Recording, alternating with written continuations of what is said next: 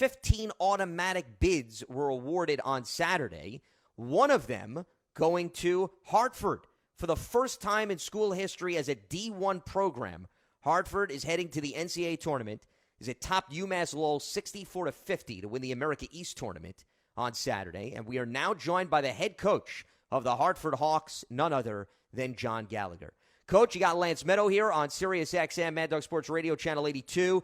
Congratulations on your team's accomplishment yesterday. Wish you the best of luck moving forward. Thanks for the time this morning. Hope you and yours are safe and healthy. How's everything on your end?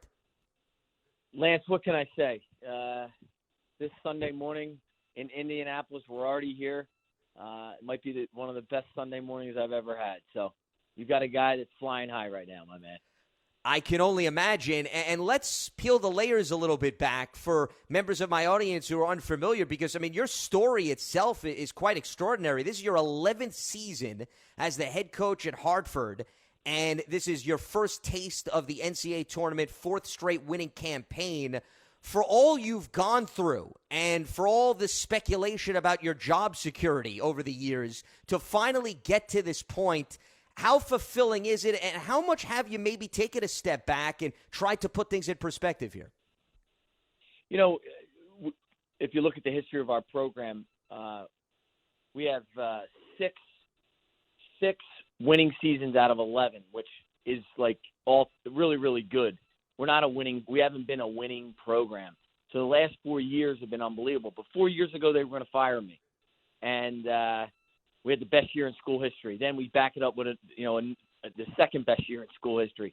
And then last year, we get to the finals and the game gets canceled. I mean, you can't make this up. So we're going on the bus to Vermont to play for the title, and the game gets canceled. And I'll never forget, I was sitting at my desk thinking, I mean, this is a cruel joke. And then to back it up this year, to win it, it just, the coffee tastes so much better now. Hey, I don't blame it. You don't need to add sugar or anything else into the coffee this morning. There's no doubt about it. And I'm glad you brought up last season because, as you mentioned, you're scheduled to play Vermont, and now you're inching closer to perhaps finally getting to the NCAA tournament, and we move the calendar forward a year later. You actually beat Vermont in the semis this year before you made the championship game. How much did your team, you think, feed off of that lost opportunity last year in trying to circle back and get even a step further this year? Well, Lance, we waited a year for the game. First off, we didn't play them in the regular season. It was one of the games that got canceled. We were supposed to play them January 23rd, 24th. They came down with a COVID on a Wednesday. Game got canceled. That was the first time we saw them, and it was supposed to be almost a year to the day. And we had been salivating for the game. I mean, you can't make it up. So we go up there, and I don't think, for your average fan out there, winning at Vermont is one of the hardest things to do in college basketball. The job John Becker's done, the program, I mean, they're the winningest program in New England the last 10 years. Winningest home record in New England the last 10 years. So for us to go up there and win, and we got on the bus, and then normally in the America East, you win 3 games, you're in the NCAA tournament. They gave us because of COVID, they changed the format. We had to play a 4th game. So we had to go through everything. We were like Andy Dufresne in Shawshank Redemption, coming through the pile of doo-doo. Very interesting and unique parallel here on Mad Dog Sports Radio as we are joined by the head coach of the Hartford Hawks, John Gallagher. You can tell he's in a good mood. He's heading to the NCAA tournament for the first time in school history. And this was also the first time in the America East tournament's history that the title game didn't include either of the top 2 seeds, which maybe relates to, Coach, what you just talked about. Do you think that was a unique situation because of the structure of the tournament or just because of the uniqueness of how things played out this season? I don't think the seeding mattered. Like, we weren't a 4 seed. We were probably a 2 or 3 seed. We just didn't play everybody. We were 4 games short. I mean, and the games the 4 games we got dropped were all home games. We were 10-1 at home. So I'm not just saying this. We could have moved up a lot. But look, we hosted the games, the first weekend, the first round, and then the quarters. And look, the path we had to take, Albany, Binghamton was one of the hottest teams in our league. Albany was playing unbelievable. So we didn't get somebody's bad punch. We had to take everybody's best punch. That's why I'm so excited after winning 4 games in the tournament. Well, and I would argue, I think a big reason why your team was able to navigate this uncharted territory is the fact that you look at your statistics over the course of the season. You had the number 1 scoring defense in the America East, and I'm sure, as you could attest to as a coach, hey, if you can lean on your defense, even on days where maybe the offense is not clicking, at least you put yourself in a good position to thrive. And then you look at what you did against UMass Lowell. They shot below 30%, and you held the conference's leading scorer to just 15 points on 5 of 15 shooting. How much has defense been your team's identity this season, and how confident do you think that facet is in helping maybe have success here in the Big Dance? So, great points. 5 of our 6 conference losses came when we got in foul trouble. Our best player, one of our best players in the program, maybe in program history, got hurt in December, season-ending injury, Moses Flowers. So you take him out of the lineup, and now we're only at 7.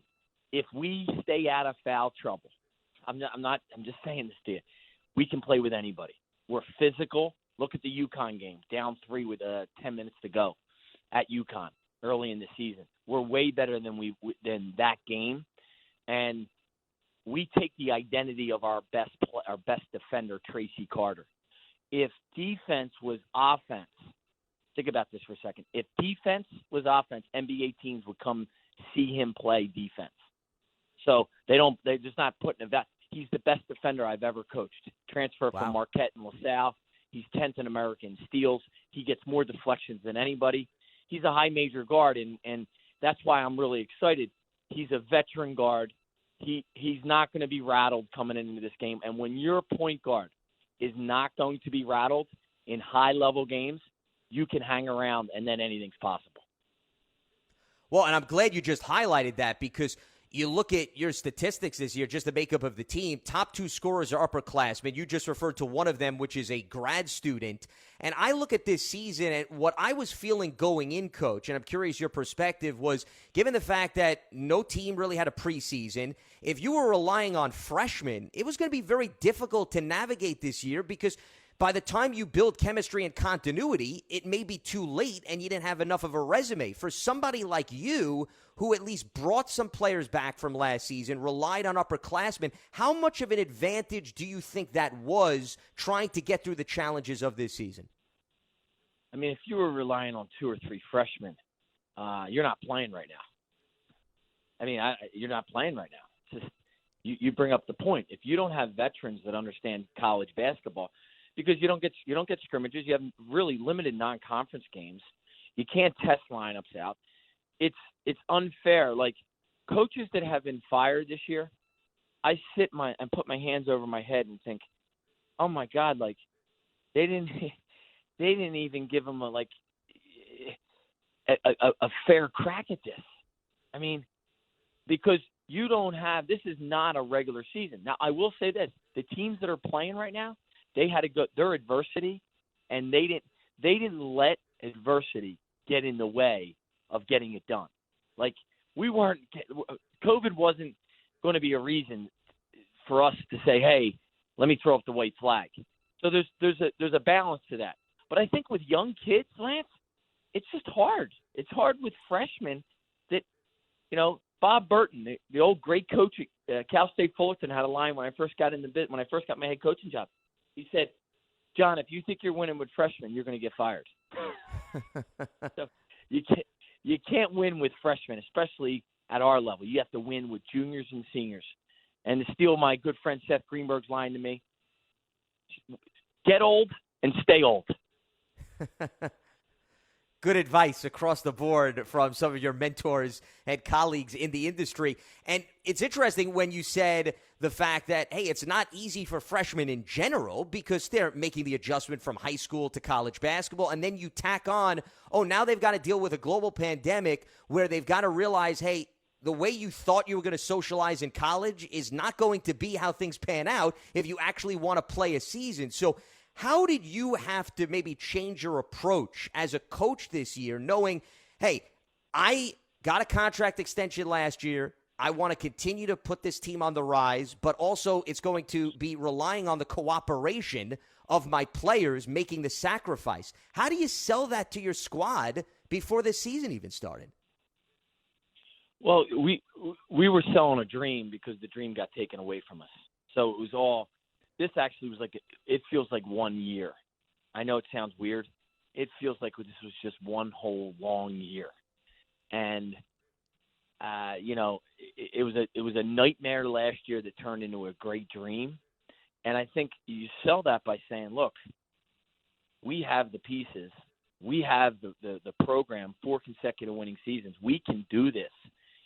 And look, I'm grateful for the school. I'm grateful for my president. I signed a long-term contract last year, and I have unbelievable stability. But I told everybody this. I'm not just happy, winning, getting to the semis or getting to the finals. We got to get to the NCAA tournament. We have to. And to get it done, it's like 1,000 pounds off my back. Now we can continue to build this thing. And, if you follow me on social media, I call it the neighborhood. We got so many people around the world. I mean that, around the world. Australia, a lot of former players, families that follow us in Australia, New Zealand, Czech Republic, all over. Egypt. One of my centers a couple years ago was from Egypt. I had 690 text messages last night. Wow. 690. Now, I'm the youngest of 53 first cousins, all Irish Catholic from outside of Philly, a place they call Delco. And Indianapolis doesn't realize the bartenders and the restaurants, if they're open, they're going to make a lot of money from everybody flooding in here. There's no doubt about it. Absolutely. Because people are yearning for basketball and they're yearning for a drink or two based on what they've had to endure over the course of this season. As we're talking with John Gallagher, the head coach of the Hartford Hawks, who is heading to the NCAA tournament for the first time as a head man. Also, it's the first time in school history that the program is taking part in the big dance. Right now, you look at the fact that your team is riding a 5-game winning streak, matched your longest win streak of the season, which came in December. And you just said, hey, we're not here to just enjoy the experience, Coach. You said you want to go there and you want to make some noise. So with that being said, I know the cliche gets thrown out all the time. Hey, you want to be able to say you're playing your best basketball as you get ready for this time of the year. How fair is it to say that when you evaluate your team right now, you are playing your best basketball? You know what? This is crazy to say. I think we have room for improvement. We're playing really well. We're defending at an elite level, and look at our defensive numbers across the board. They're really good. I think offensively we're so close to getting really good. So I think in games at this level, you have to make some shots to win a big game. You're going to play somebody. See, we have size. The two things we have 2 6'10" guys. I can run out there. I got 10 fouls. Usually you have one that can play. I have 2. I have physical guys, and we have really, really good guard play. Austin Williams was, most outstanding player in the tournament. He's a high-level guard. He should be the best player in the league next year. Him and my other guy that's coming back, Moses Flowers. We're not going away, Lance. We're going to be here for a couple of years. This whole team, with the exception of Tracy, we return everybody for 2 more years after this. So, we feel that this end of this season, this is why these games are so important, because we can really, we already signed Duke for next year, November 12th. I know I'm getting into the next year, but scared money never wins. We got to keep on building this thing.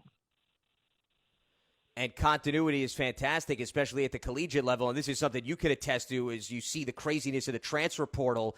When you could keep a team together for a few years, it could certainly do wonders and help you compete for championships and getting to March Madness, as we're seeing come to fruition with respect for your team. Speaking of the craziness of the schedule, from what I understand, Coach, right after you win the America East, you guys flew to Indianapolis. So I believe you're speaking to me from Indianapolis right now as you get set to go into the medical protocols. How exactly did that work out? Did you pack before the game? Did you get nervous? What has the last 24 hours been like for you guys?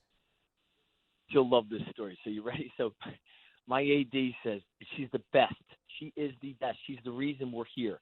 Her name's Maria Feely. She comes up to me the day before the game and says, everyone has to pack. I never argue with her. I said, Maria, we're not packing. She said, no, John, everyone has to pack.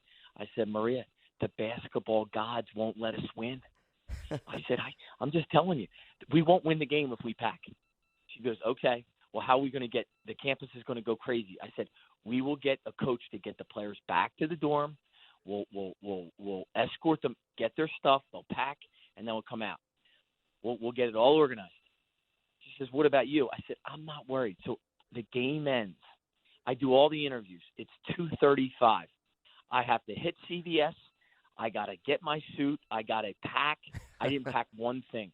I show up in my house. I pack. I come out of my house. There's 300 guys in the neighborhood out in my front of your lawn cheering me on. It was a scene out of a movie, okay? I got in the car. I hustled back, and we were on the plane at 5 o'clock. And it was the most insane. I mean, I didn't even get to have a beer. Well, you got some time to at least catch up on lost drinking opportunities, hopefully, as you continue to win along the way.